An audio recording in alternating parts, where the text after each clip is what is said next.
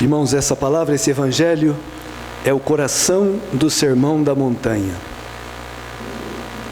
E se quiserem, o coração de todo o evangelho. O amor ao inimigo. Se tem uma coisa que distingue o cristão, se tem uma coisa que Deus concede aos cristãos, porque eles têm uma missão no mundo, e talvez não conceda a outras religiões, é o amor ao inimigo. Vamos ver. Esse evangelho tem uma chave de leitura, que está aqui na primeira leitura do livro do Levítico.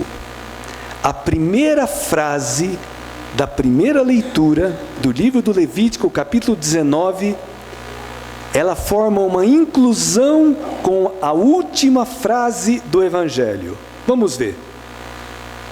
O Levítico diz assim: o Senhor falou a Moisés dizendo: fala a toda a comunidade dos filhos de Israel e dize-lhes: sede santos, porque eu, o Senhor vosso Deus, sou santo.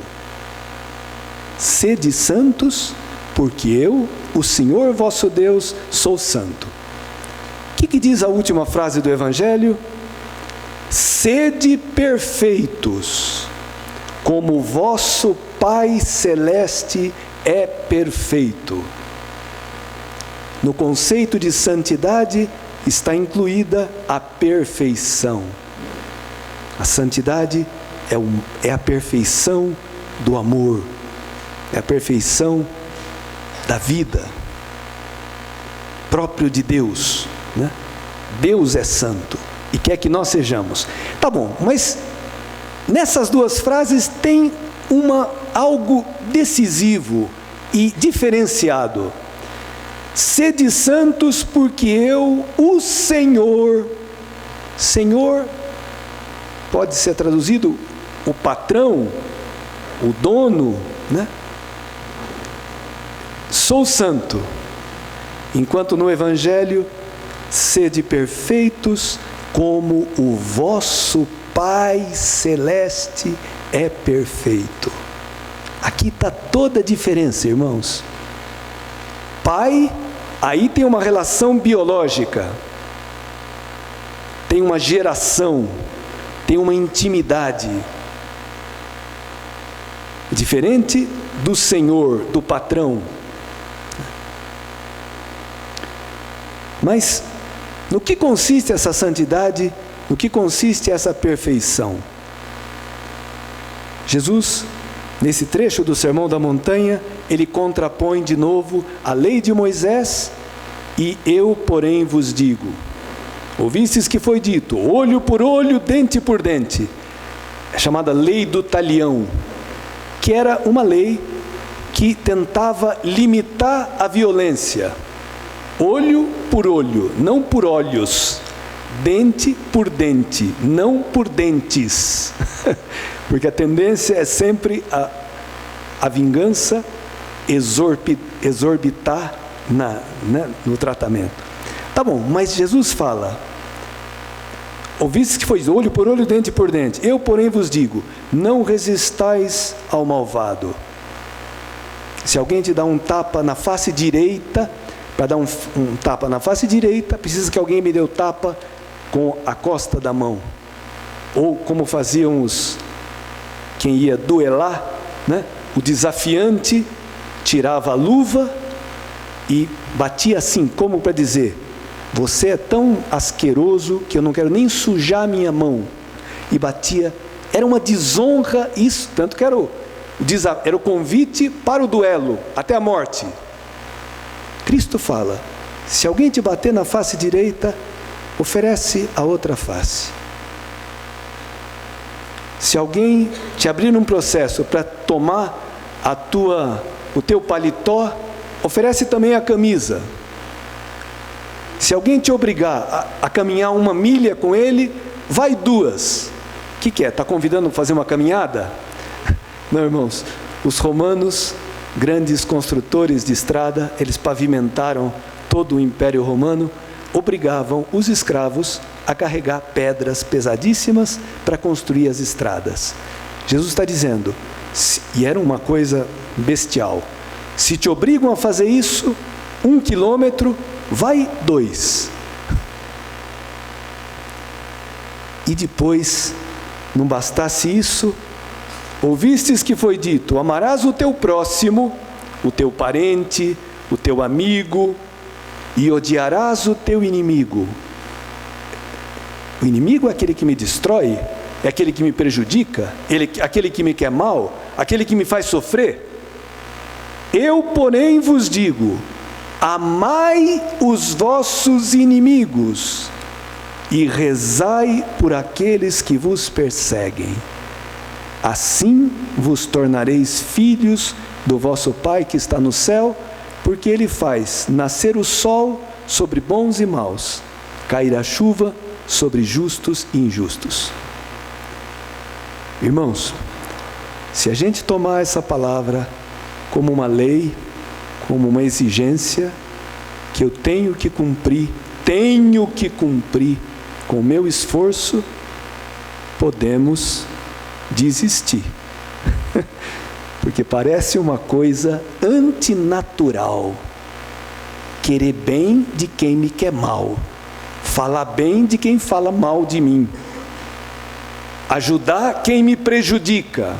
Isso parece uma coisa antinatural. Não é difícil fazer isso. É humanamente impossível.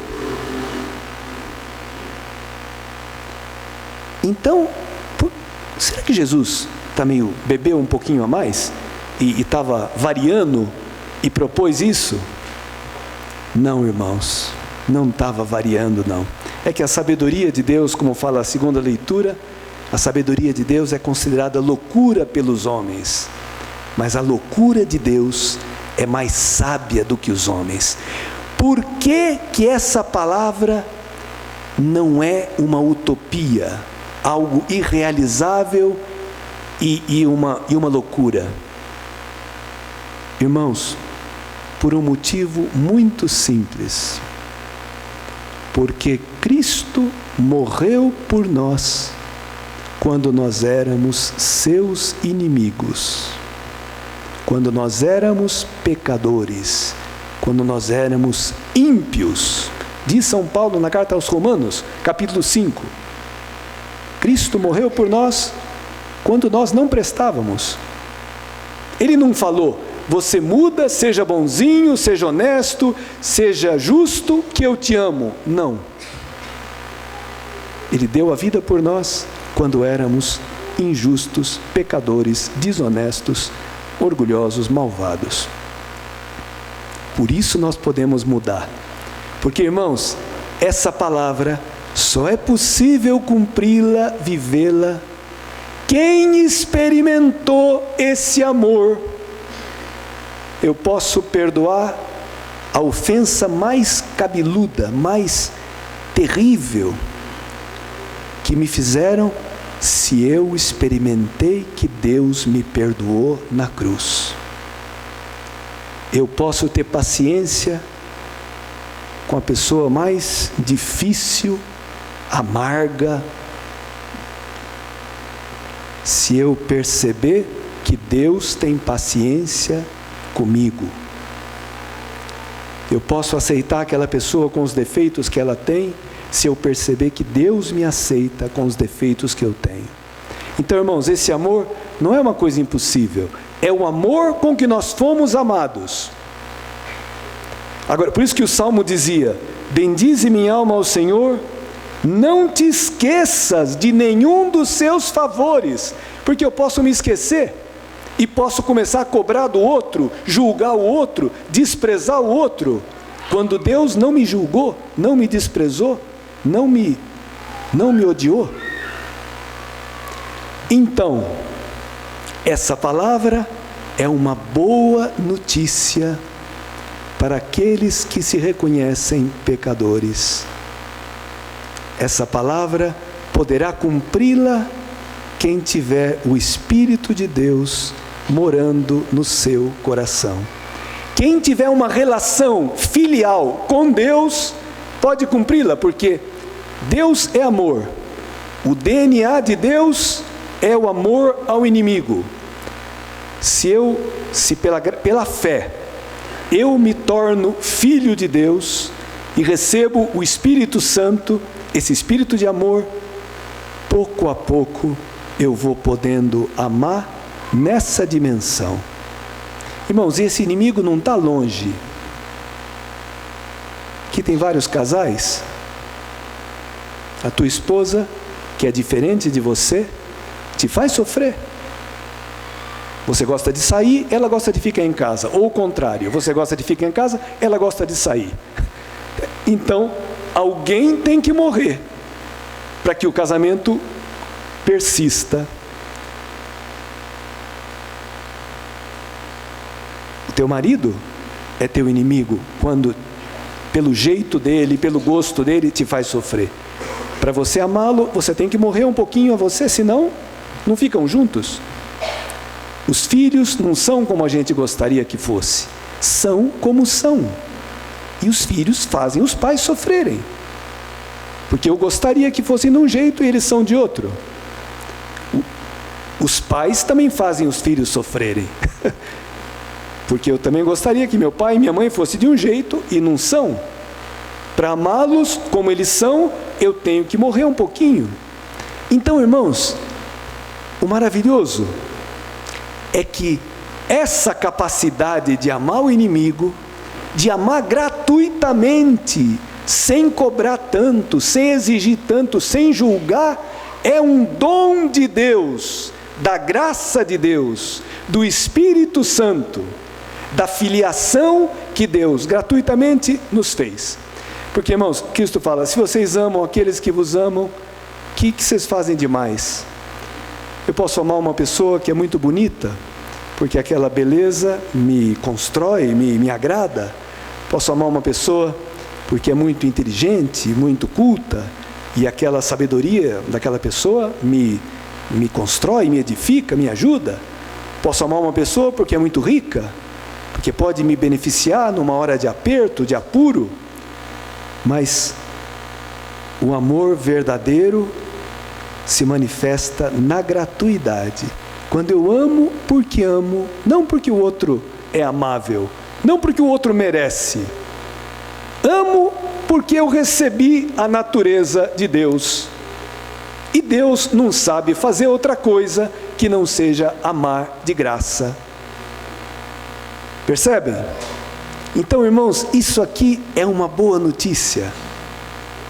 São Paulo vai dizer, não sabeis que sois santuário de Deus e que o Espírito de Deus mora em vós? O Espírito Santo, o Espírito que levou Jesus a dar a vida na cruz, a não se defender, ele não resistiu aos meus pecados, ao meu orgulho, à minha luxúria, ao meu egoísmo, ele não resistiu.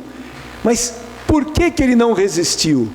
Porque ele estava totalmente apoiado no Pai. Ele sabia, o Pai me ama, o Pai não vai me deixar na morte. Esse amor ao inimigo, ao terceiro dia, Deus o ressuscitou. Jesus está vivo, Ele é o Senhor.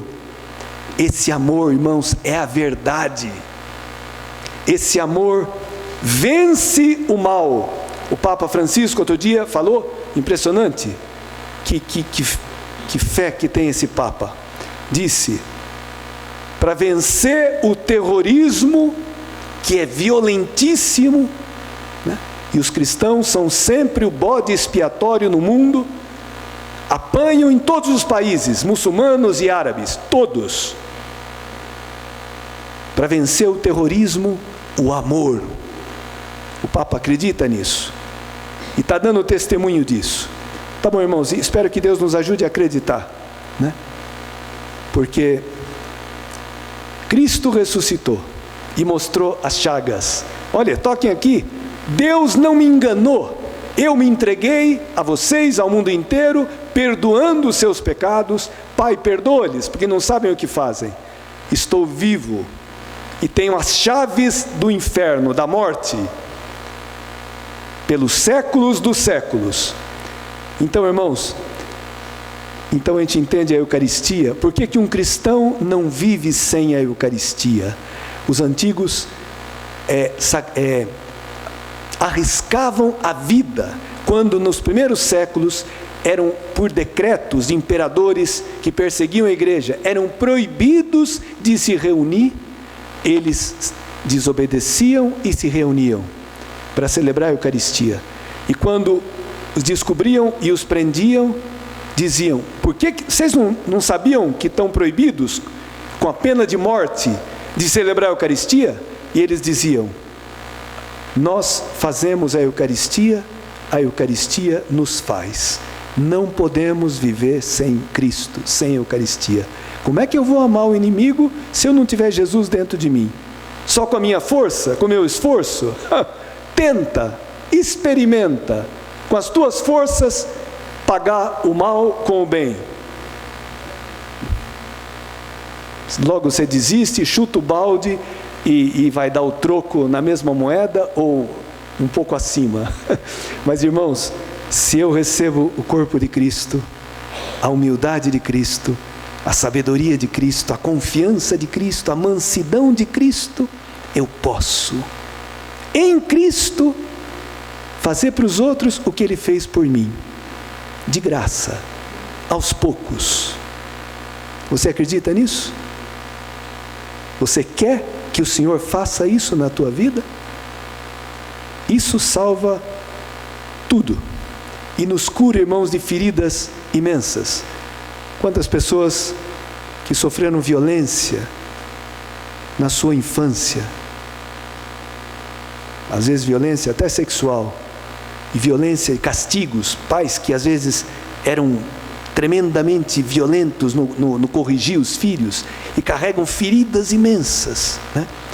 E que maravilha, quando se encontram com o amor de Cristo e podem em Cristo perdoar os seus pais, e as pessoas respiram aliviadas, ficam livres daquela mágoa, daquele rancor, daquela raiva, né? Daquela dureza de coração que é fruto daquela violência recebida. Que maravilha, irmãos! Cristo liberta o homem, o reconcilia com a sua história, com as pessoas, né? E dá a capacidade de perdoar e de amar, a mesma que tem Deus, a mesma, não é um genérico, não é um negócio parecido, a mesma capacidade.